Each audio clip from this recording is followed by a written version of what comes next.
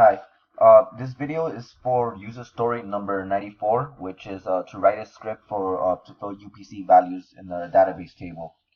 So let me go ahead and show you guys what I have here. Here we have the snacks, and now they have a column that's called UPC, which is pretty much just a row that will contain all the UPC codes for all the snacks. And these UPC values, we get them from UPC item DB. We go ahead and make an API call to, I'll get the product name and the brand name, put that as a string, and then query this database right here to try to retrieve a UPC code for the snack.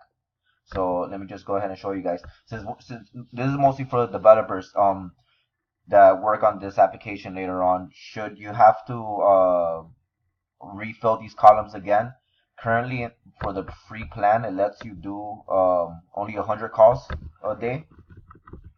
For some reason it only lets me do about 40 calls, and I'm not really too sure why they say 100 here, but it only lets you do 40. So in any case, where if you were to do this over a couple of days, I'd imagine it will probably take a couple of weeks, especially if the snack list starts getting larger. You do have to keep in mind that you don't want to make calls for snacks that already have a UPC value. So you want to make sure and keep track of what was the last snacks that was filled with UPC values. In my case, I'm starting around 5951. I'm going by the IDs, as the IDs go in incremental order. So just keep this in mind, that unless you have the pro plan or the developer plan, which lets you do like 2,000 calls a day, and the other one lets you do even more. But I don't know, we'll have this many snacks. Unless you have that plan, you're always gonna have to keep track of how many snacks have been computed so far for a UPC value.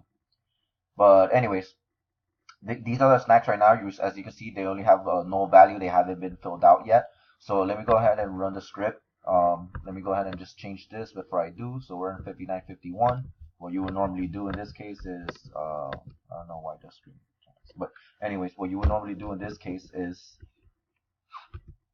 edit these values to 5951.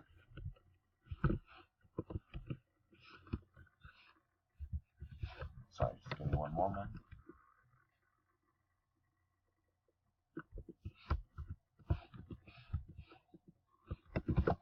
Go ahead and exit this.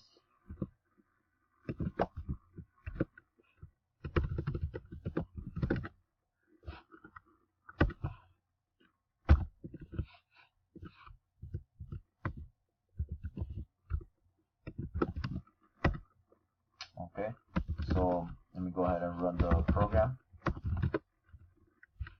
So it's gonna start from snack with the ID 5951, and it's going to start filling out each snack if it finds a UPC code for it after making that API call. So just give it a moment, just so I can demonstrate. I made a couple of log statements just so that you can see what the program is doing. So but it'll go ahead and get the product and the brand name of the product, turn it into a string. That's what's gonna be searched for in the API UPC item DB API. If it's successful, it's gonna return a code of 200, which means that the call went through okay. And then you'll also have another message saying that the key was found, and it will get updated. Sometimes they might find duplicates, so you'll see this message, but it really shouldn't happen too often. And we'll give it a couple of minutes, because there's also a burst limit, so you can't call the API too many times within a minute. I think it lets you do up to like 4 or 5 API calls per minute. So I have the program sleep for like about 12 seconds or so, and then have it do another API call. So you can see it's finding UPC values for these snacks. I'll probably let it run for like about a couple more seconds. Either way, I could just go ahead and refresh this table, and you'll see some values. You should start seeing some values here. Just give a moment.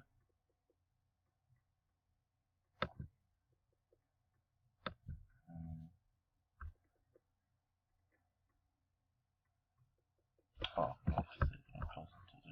syntax error. Okay, so as you can see, it's already starting to fill out some snacks with some UPC values.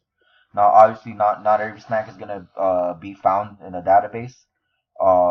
So in any case, if it doesn't find a UPC value, it'll just leave it empty as null, and it'll continue towards the next snack and find the UPC values for those items.